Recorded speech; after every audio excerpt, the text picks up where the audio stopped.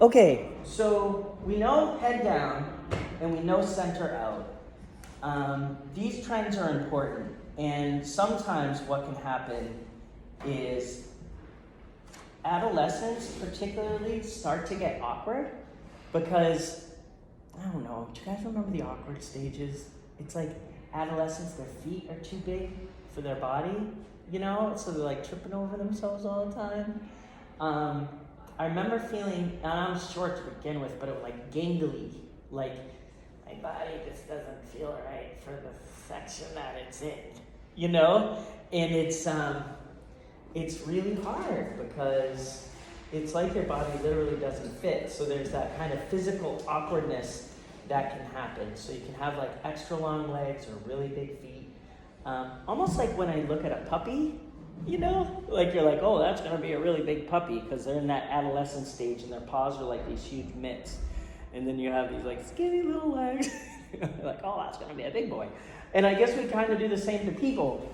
One thing that they look at too with physical development, I don't know if you guys have ever seen an x-ray of kids' teeth, but they actually look like a shark's mouth because behind all their teeth are another set of teeth. So when you look at it, it's like some monster. Like, who are you? There's like big teeth underneath all these little baby teeth, right? So like those details are interesting physically because what's going to happen is your teeth will start like pushing down and then popping out and stuff. It's wild, but it's still obviously important to get dental care because you can get cavities and stuff in baby teeth, and they can, cause other problems and stuff, infections. But yeah, so you have like the mouth stuff. Brain development is interesting too, and one thing that I notice with kids is that they become kind of super emotional, especially as they hit like puberty, so as we just develop from little babies and nuggets that have like really weird bodies with like huge torsos and tiny little stumpy legs, then we get like elongated legs, bigger feet, and all of the physical stuff that's kind of going from the head down and the center out. But skeletal age is another thing that happens. And have you guys ever gone to the doctor or thought about they'll tell you how tall you're gonna be? They do that now. And they're like, oh, because they check your bones and they look at how much room to grow there is, and then they can figure out if you're gonna grow or not. Like, I don't know what this is. This happened. It's like you're only this tall. Can't ride the ride still, like Six Flags. I'm like, I have to go with my dad, like Lars, So he's like, no, he's cool. It's like, you're not tall enough to ride this ride. But I'm 18. It's sad. But skeletal age tells you where you're gonna have your growth spurts and stuff. One thing though, and this is actually something that's gaining more acceptance, but at Mass General Hospital, they have a growth center. So if you're born a little small, they can help you. And they basically give you human growth hormone, and they'll like football players, and you can get bigger. And I was like, and they told me about it when I was a kid, but it was still super experimental then, so my parents didn't go for it. But they actually offered it to my son. And I didn't even actually realize how short my son is because I only see him with me, right? So relatively, I'm like, oh, he's taller, he's getting tall. And then I saw him around kids in his tennis group. And I'm like, oh no, he's a shorty like me, right? So when we look at comparisons, you compare yourself with same age graded peers, right? So you can see these different things. And one of the things that I think is important to kind of look at is not only movement, but coordination. So physical development is also coordination. So what happens is when you're a little baby, you have reflexes. And what's supposed to happen is as your brain develops, so your brain is developing kind of from, here's my brain again. It's not too bad. So cerebellum, middle, there's your fine motor band, frontal lobe, temporal lobe, parietal lobe, occipital lobe. As you're growing, this is cerebellum. That's a decent cerebellum, But anyway, when you look at growth and development of the brain, it's going through the back to the front. And here, once it gets to the fine motor area, it's not just being able to move it, but what they call dynamic systems of action. So dynamic systems of action are essentially coordination. And one thing that's really hard with my son, and it is just what it is he doesn't have really, good coordination, like being able to catch something. And like, so I'll throw him something and it'll be like this. It'll be like, he just like, he can't catch the ball. He's actually doing a little bit better with tennis. And I think I know why. Because in tennis, both your hands are on something, right? So it's not like you have to do this, which he honestly, like, we played flag football. He's super fast. He's athletic. He knows how to, like, read people and, like, shake them. He's good. Like, he's a pretty good running back. Like, he was doing all the running plays. But, like, when he ran out to catch a ball, it was just like, boof, boof, boof. And I'm like, I promise I'd play catch with him, but maybe not enough. You know?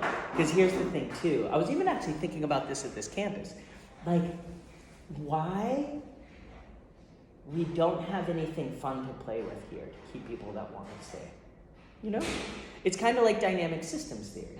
Like a kid isn't going to have the opportunity to catch and throw a ball unless he has something to throw and catch, even if it's with yourself. You know, or like, you know, tossing a ball with somebody. It's like you need toys of some kind or something interesting in the environment to make you want to like stick around. And I'm like, we have a library with no librarian, you know, so that's kind of stupid. And then it's like, at one point the librarian was actually so cool, she was like, what if we could rent out fishing poles? Not rent them out, but just be like, you take it out a fishing pole. Like, so you're like, hey, I have a couple hours between class, I feel like going over the beach and casting around, just grab one.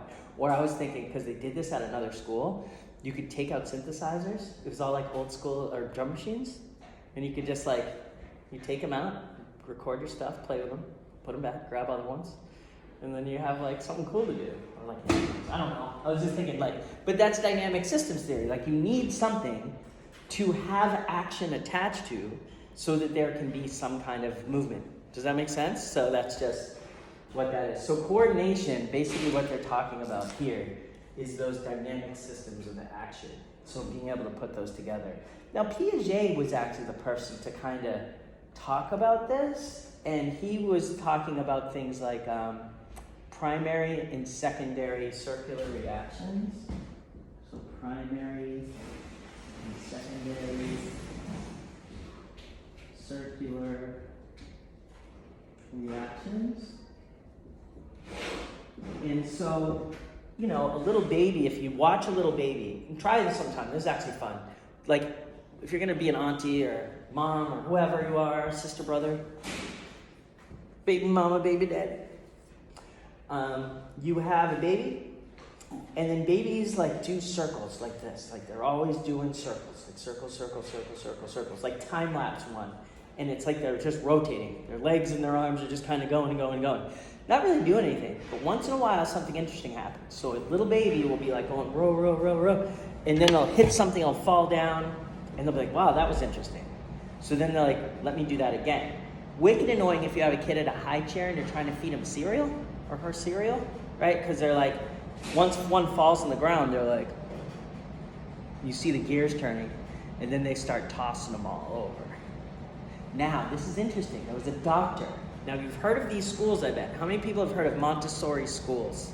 Right? Yeah, Montessori. So Montessori schools, the woman, Dr. Montessori, was a physician. And what she noticed is when kids do these gravity experiments where they get something and they throw it on the ground, and then they get something, they throw it on the ground, they get something, they throw it on the ground. What she noticed was every time they did it, they would use like a different finger or a different technique. They were altering the way that they were throwing things on the ground different every single time. So what's cool about that is now you can see like, okay, they did it with just their fingers, or they slapped it, or they pushed it, or they grabbed something and they pushed it with another thing. That's actually tertiary circular reaction. So there's primary, you're just rotating. Secondary, something interesting happens and you do it again. So the tertiary ones, the third ones, are basically now you're coordinating things, and it's almost like you're starting tool use And they've studied this with like chimps. So there's these certain chimps in the Africa or the rainforest somewhere where there's tons and tons of ants. And what they did was they had all these termite mounds, and these chimps were walking up to the termite mound. They'd grab a little like piece of, I don't know, like a long piece of grass. They'd lick it, they'd be like, whoop, and they'd stick it in the termite mound, wiggle it just so, pull it out, and then have like a stick of like termites just going nuts all over each other. And then they'd sit there and eat it. And then they'd be like, oh, that was delicious, stick it back in, did it. So you know what an anthropologist did? He tried to do it. So the guy was like, we're in the jungle in the rainforest, and we're gonna learn how these beautiful creatures eat all these freaking ants or termites or whatever. And so then he goes and does it. He doesn't have any on his stick, there's like one. And then he does it again, and he doesn't get any. And he can't figure out for months how these things do it. And what they didn't notice was they were actually thumping the mound at the same time that they were wiggling it just a certain way. Because I don't know if you've ever done this next to an ant farm, but if you see ants in your yard, you want to like kill them more effectively. It helps if some of them get out, so then they can bring the stuff back in. So you go next to it, you're like, bang on it, and that gets them angry. So that's what they were doing. They were like subtly, but there was a rhythm to it. They're whacking it with one hand and doing something else with the other hand, and he didn't see all the details and the nuances until he was like really watching them. And I guess when you watch like chimps and stuff, like you have to be super careful because they could like, even if they're not that big, they're just like super ripped. So they can like rip your arms off, So like he's like creeping up, getting closer and closer and closer. Finally, he kind of figures it out. But this is like that detailed level of observation that doesn't happen all the time. And so it was really interesting to see how they were looking at that in tool use, which is basically what's happening with babies, because we're kind of almost genetically identical to chimps. We just have more brain system for face recognition and verbal stuff. And so, we went a different way. So let me talk about gross motor developmental milestones in a little more detail than I normally do. So at 2 or 3, so 2 to 3, what you have is you can walk more rhythmically.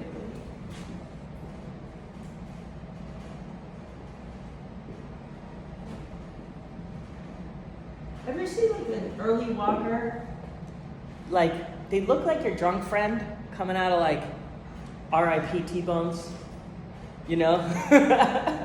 or wherever. And like they don't walk. They're kind of like they're slow and the gait's funny and their legs are really far apart and they're like your drunk friend. Like whoa, hey buddy. So what's happening is now that's getting more smooth. It's getting more coordinated. What's driving all this is your central nervous system is getting more developed. The next one is you can jump, hop, throw, and catch, but you have a rigid upper body. So you're like, oh, here we go, like you're rigid. Then you can also push a riding toy with your feet, but you can't really steer. So like your coordination of motor function is getting better. The next thing, 3 to 4, is you can walk up the stairs and you alternate feet with actual leading with one foot and then going and skipping a step. Like you guys go up a stair. If you guys wanted to make people feel uncomfortable, just go up one stair, step on both. Go up another stair, step on both. And people are going to look at you funny because you don't even think about it. I had a friend who's a CEO, and he goes, you know what my trick is to being a CEO? And I'm like, what, Uncle John? It's not my uncle, but it's my dad's friend. He goes, every time I'm at work, I make sure people see it. I walk up the stairs 2 at a time. It's like, okay, good talk. Thanks for coming, right? Let's just get one for now. 1, 2, 3, right? So you're getting kind of more coordination. This is happening from 3 to 4.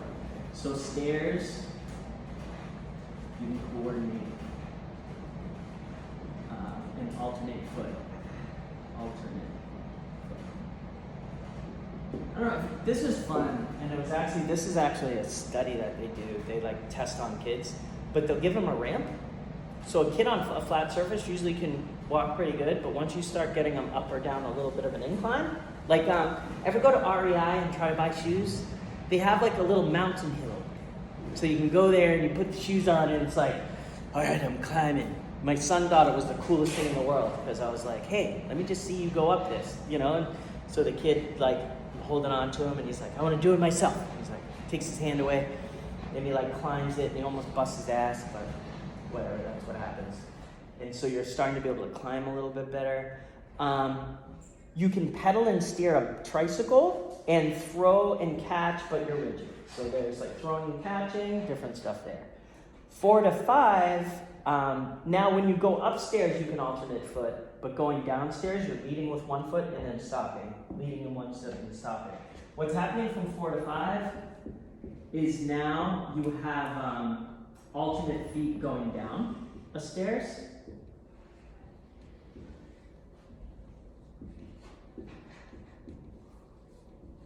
So going downstairs, alternate feet.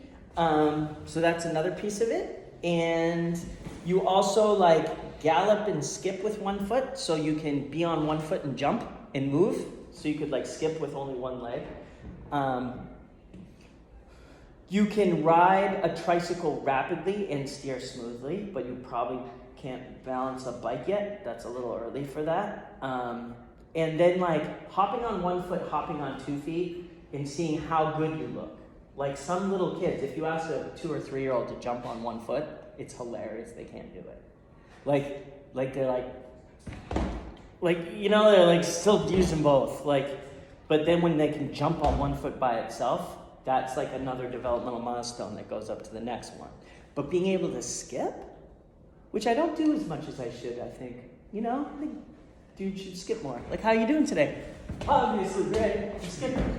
You know, like skipping. And it's like, just skip around. That's something that's coming later on. This is fun. 5 to 6, you're getting physically faster.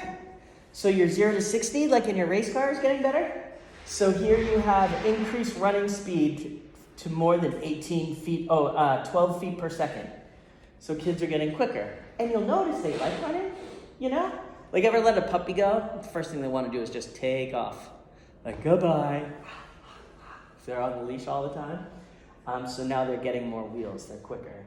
And this is 5 to 6. So running speed, it's getting faster. Now, it's fascinating. Running speed, like, that's cool. This is one thing I wonder about, too. Like, remember those field days or flag day? Where like you would have a race. That was like the premier thing, like the biggest event, at least for us in the day. There were other cool things. I liked the race the most, but you had like tug of war, you know, maybe a sock race or some crazy thing where you like have 2 people racing, but then the race, we always had a race at the end where everybody would line up and just see who's the fastest. And I was always number 2. Hated that kid. Just a little faster than I was because I was really fast. I liked being fast. And you got rankings. There was actually a list, and they'd be like 1, 2, 3, 4, and you'd like try to be number 1 or whatever. You could go up. And I was like, okay, top 5 this year. Trying to go for top 3. But one thing I found, and I want to ask you guys what you think about it. Do you notice how they don't give out 1, 2, and 3 anymore? It's like, it's kind of like the participation trophy thing where everyone gets the same a thing. Like, go ahead and run, and then I'll ask my kids, I'm like, who won the race? And they're like, first is the worst, and second is the best, and third is the one with the hairy chest. And I'm like, no, I'm serious. Who won the race? And they're like, oh, we don't pay attention to that. It makes me crazy. And I'm not like I don't think, at least in my heart, that I'm an overly competitive dad. But like, what do you guys think? Did you have school? Like, did you have rankings when you went to school, or did they do that? Or is this a newer thing? What's happening? What's happening with participation trophies and rankings and stuff?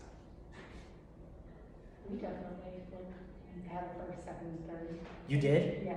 Oh, cool. Because we got little, like, the stupid little ribbon thing and everything. So you could actually win something. Yeah. Like, you won a thing if you won. Okay. Anybody else? Is that more people than not, or did other people they didn't keep score that way? Like my school guidelines, they didn't do it. They wouldn't. They're just like how much you can do it. They just stamp you and they just record it and That's it. Oh yeah. So they didn't make a thing of like, Yeah. or like youth soccer where they're like, we don't keep score. You know? I hate that. Well, is it because why do you hate that? I don't know, I think I'm competitive, so. Okay, I was gonna say, because I'm a little more competitive than I'm probably really competitive, and I'm just like, no, I'm cool, and I'm like, I'm cool. You know? Especially soccer. Because, I mean, if it's a game, what's the point? If they're, like, I don't understand. Want to be number one. Yeah. That's cool. You know? Anybody else though? What do you guys think? Did you guys feel that? Like what happened with your school? Did you get to compete? Did you compete for scores and stuff? How did it go? Me? Yeah, I guess there was always one there. Well, I guess it depends what stage you are. Oh, okay, so it changes. Yeah, like when you're younger, it's like they're not gonna keep score obviously because it's like you cheat half the game anyways. Oh, because they're little cheaters, they are. Well, no, not like cheating No. in that way, but like they don't know how to actually play really. Yeah, you're not really So you're not actually competing anyways. It's more just like a learning. a learning curve. I like that. Here's the thing. I'm not so much like I want kids to be number one or whatever. This is why I think what's missing. What about the problem of kids just not having the opportunity to learn how to lose? That's what's missing. Because like winning is great. And you know what? It's pretty easy to win. You know, you win and you feel good and then you're just like, okay, but just don't rub it in. And like there's not a whole learning curve to winning. It's like winning is great. Like I won again. Yes. I had an L this morning in my house, but then like stupid, you can't close the door. I'm like, close the door. Stop it. I was so mad. I was so mad. And I had to call my friend like right after. Like, this sucks.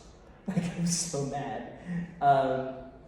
But then I got a win, and I found out that I'm able to do this conference at Mass Maritime. So I'm doing a whole entire like conference for vet support, and I'm really excited about it. Like they authorized it. And I was like, yes, it's a win.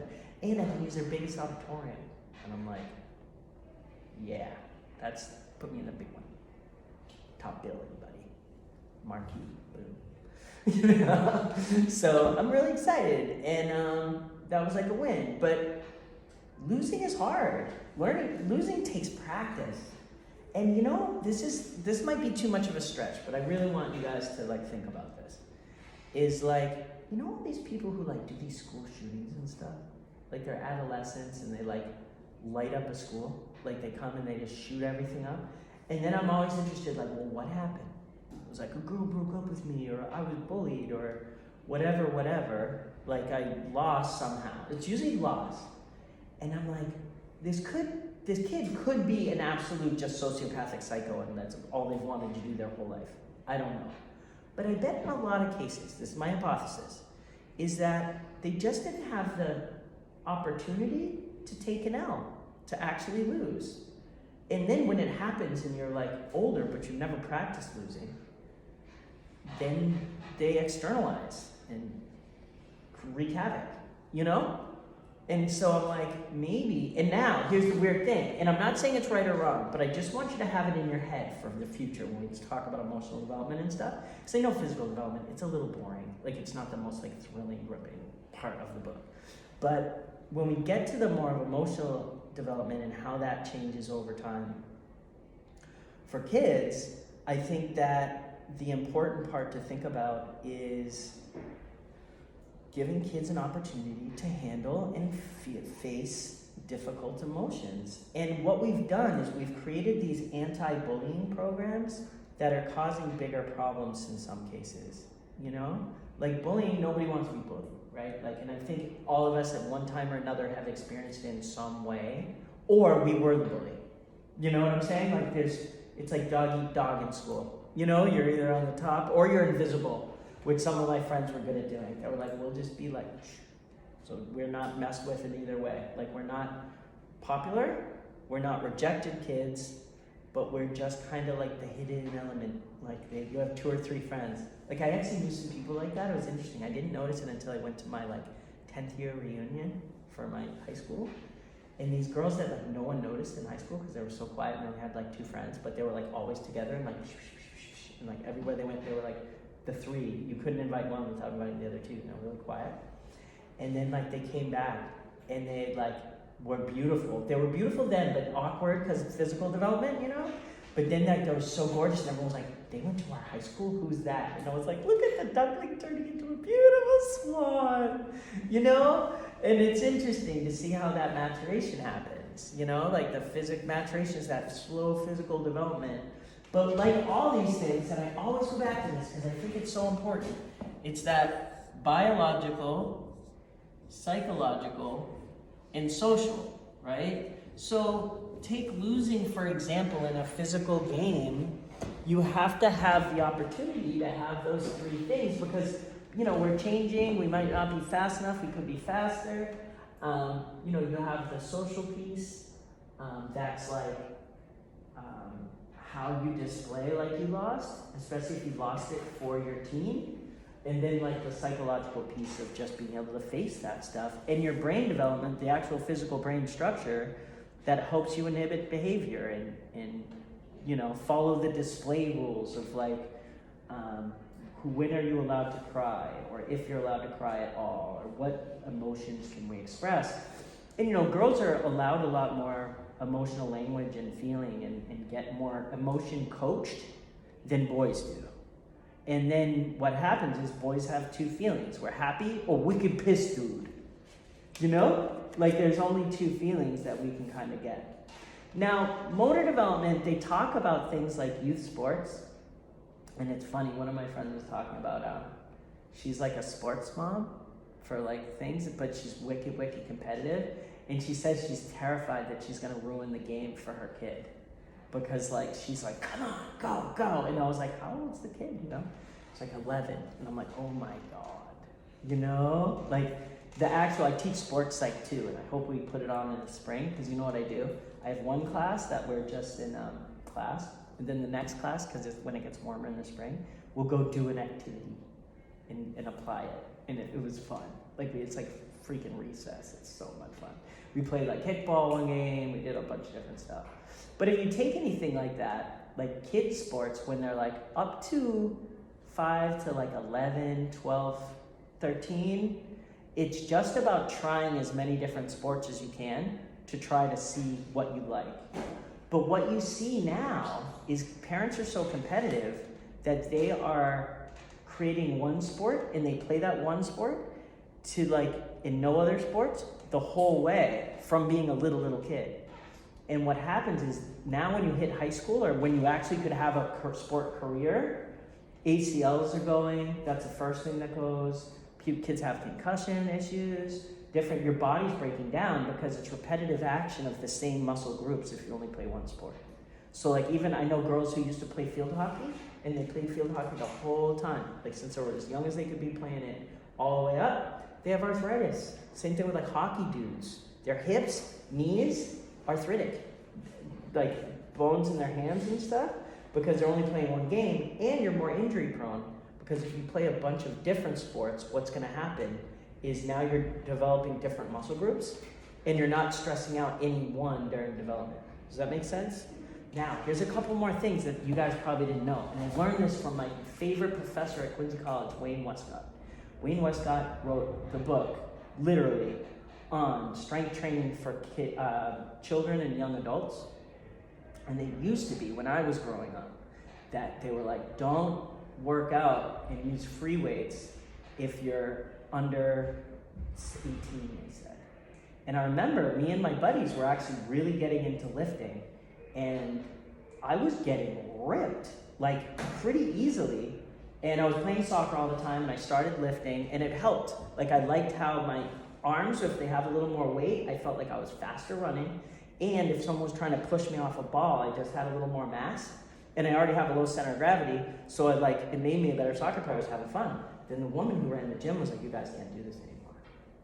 Because she thought we would get like like injured, or that we would become muscle bound, or we wouldn't develop right, because that was the kind of logic of the day. Well, Wayne Westcott, who's also the person who did all the research to find out that's why they have machines in gyms. Like gyms are more machines than they are free weights at most places. And the reason why was his research. He found that novice and intermediate weightlifters get more out of a workout if they're machines than if you do free weights. Now, if you're an expert exerciser, free weights are better because they use opposing muscle groups. You know, like you get more for your money. You know, if you're lifting off that. But kids, what he found, you will get 75% of your muscle